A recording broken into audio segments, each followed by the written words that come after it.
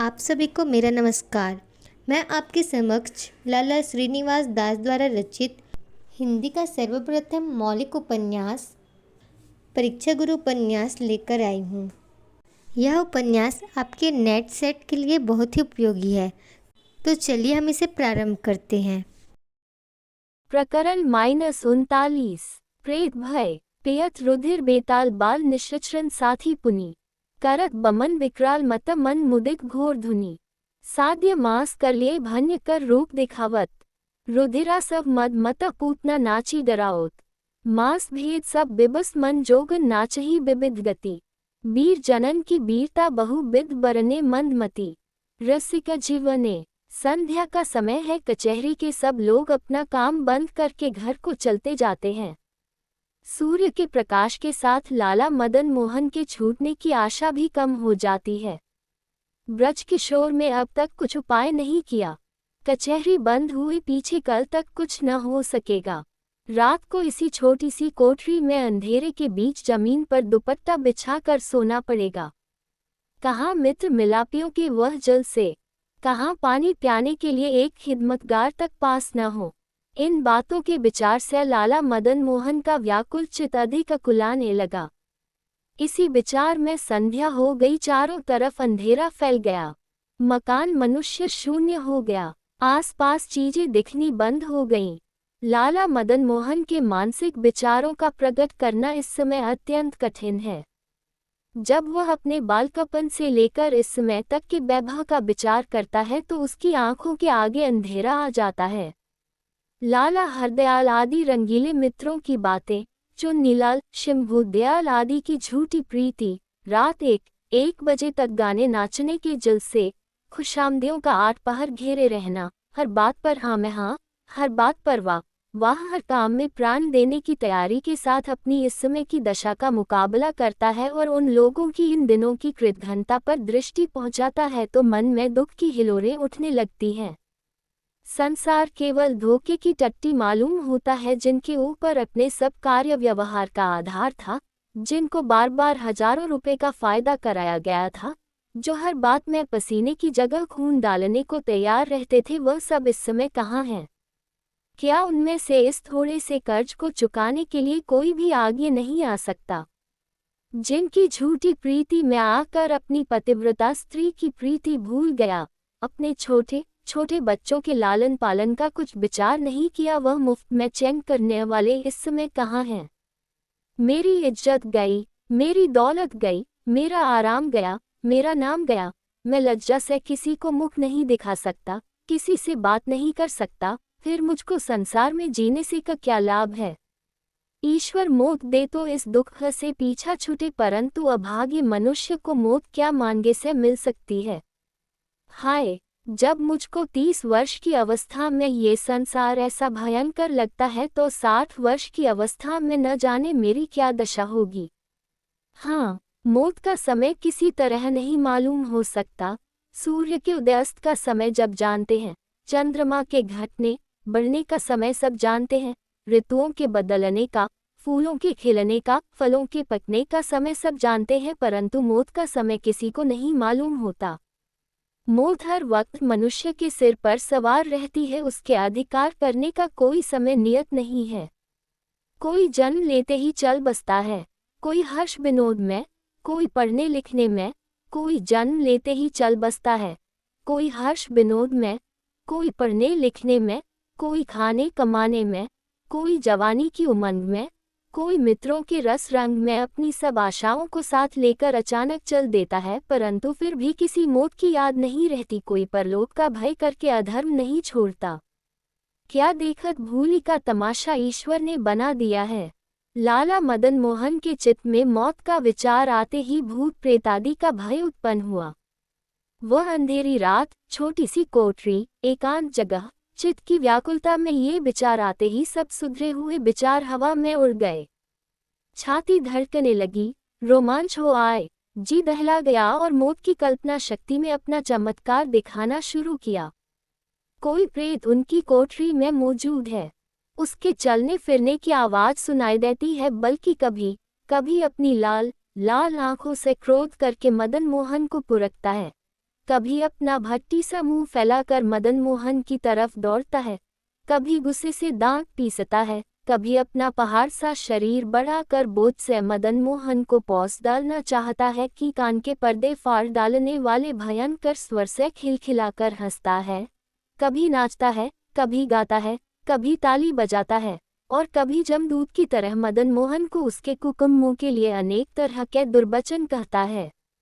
लाला मदन मोहन ने पुकारने का बहुत उपाय किया परंतु उनके मुख से भय के मारे एक अक्षर न निकल सका। वह प्रेत मानो उनकी छाती पर सवार होकर उनका गला घोटने लगा। उसके भय से मदन मोहन अधमरे हो गए। उन्होंने हाथ पांव चलाने का बहुत उद्योग किया परंतु कुछ न हो सका। इस समय लाला मदन मोहन को परमेश्वर की याद आई। जो मदन मोहन परमेश्वर की उपासना करने वालों को और धर्म की चर्चा करने वालों पर नास्तिक भाव से हंसा करता था और मनुष्य देह का फल केवल संसारी सुख बताता था, किसी तरह से छल छिद्र करके अपना मतलब निकाल लेने को बुद्धिमानी समझता था, वही मदन मोहन इस समय सब तरफ से निराश होकर ईश्वर की सहायता मांगता है। हाँ, आज इस रंगीले जवान की क्या दशा हो गई। इसका अभिमान कहाँ जाता रहा। जब इसका कुछ बस न चल सका तो यह मूर्छित होकर पृथ्वी पर गिर पड़ा और कुछ देर यूं ही पड़ा रहा।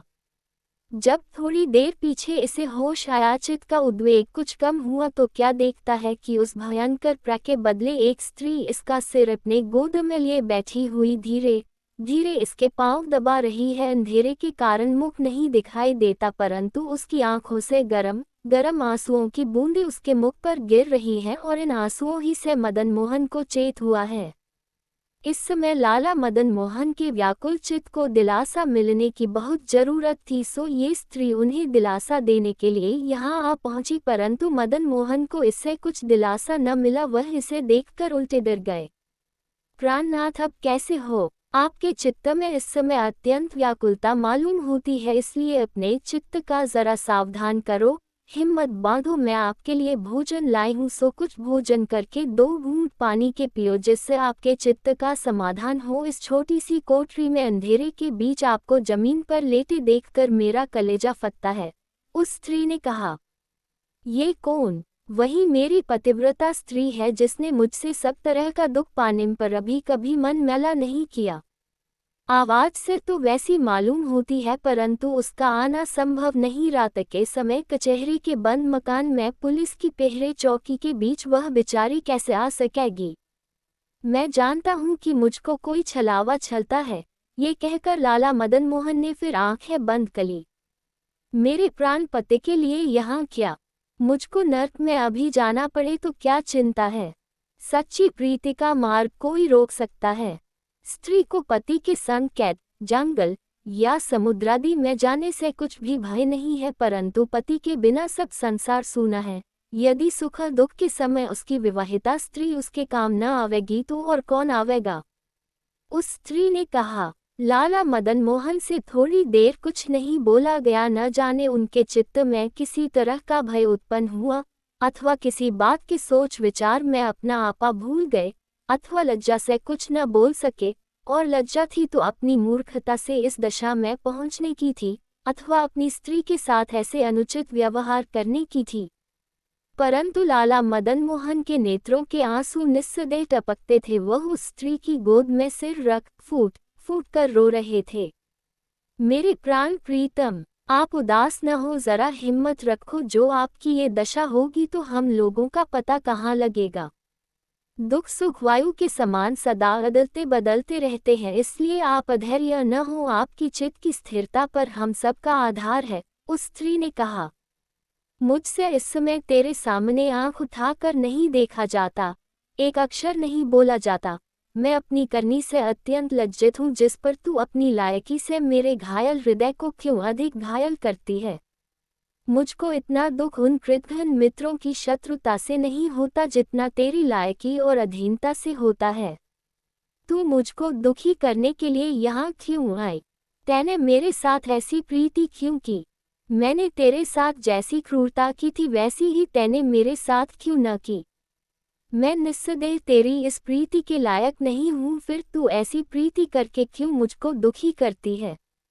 लाला मदन मोहन ने बड़ी कठिनाई से आंसू रोककर कहा, प्यारे प्राणनाथ, मैं आपकी हूँ और अपनी चीज पर उसके स्वामी को सब तरह का अधिकार होता है जिस पर आप इतनी कृपा करते हैं। ये तो बड़े ही सौभाग्य की बात है। वह स्त्री मदन मोहन की इतनी सी बात पर न्योछावर होकर बोली। महाभारत में एक कपोती ने एक बधिक के जाल में अपने पति के फंसे पीछे उसके मुख से अपनी बड़ाई सुनकर कहा था कि आहा, हम में कोई गुण हो या न हो, जब हमारे पति हमसे प्रसन्न होकर हमारी बड़ाई करते हैं तो हमारे बड़भागिनी होने में क्या संदेह है। जिस स्त्री से पति प्रसन्न नहीं रहते वह झुलसी हुई बेल के समान सदा मुरझाई रहती है। तेरी यही तो बातें हृदय विदीर्ण करने वाली हैं। मुझको क्षमा कर, मेरे पिछले अपराधों को भूला जा।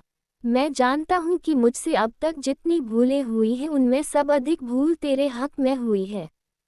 मैं एक हीरा को कंकर समझा, एक बहुमूल्य हार को सच समझकर मैंने अपने पास से वह फेंक दिया।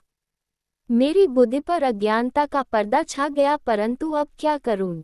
अब तो पछताने के सिवाय मेरे हाथ कुछ भी नहीं है। लाला मदन मोहन आंसू भरकर बोले, मुझको तो ऐसी कोई बात नहीं मालूम होती जिससे मेरे लिए आपको पछताना पड़े। मैं आपकी दासी हूँ, फिर ऐसे सोच विचार करने की क्या जरूरत है। और मैं आपकी मर्जी नहीं रख सकी उसमें तो उल्टी मेरी ही भूल पाई जाती है। उस स्त्री ने रुके कंठ से कहा, सच है, सोने की पहचान कसौटी लगाए बिना नहीं होती, परंतु तू यहाँ इस समय कैसे आ सकी? किसके साथ आई? कैसे पहरे वालों ने तुझे भीतर आने दिया? ये तो समझा कर कहा। लाला मदन मोहन ने फिर पूछा, मैं अपनी गाड़ी में अपनी 2 टहलनियों के साथ यहाँ आई हूँ और मुझको मेरे भाई के कारण यहाँ तक आने में कुछ परिश्रम नहीं हुआ। मैं विशेष कुछ नहीं कह सकती, वह आप आकर अभी आपसे सब वृतांत कहेंगे। ये कहते कहते वह स्त्री दरवाजे के पास जाकर अंतर्धान हो गई। धन्यवाद। आगे के प्रकरणों के लिए मेरे द्वारा बनाए गए YouTube चैनल हिंदी की दुनिया के माध्यम से देख व सुन सकते हैं।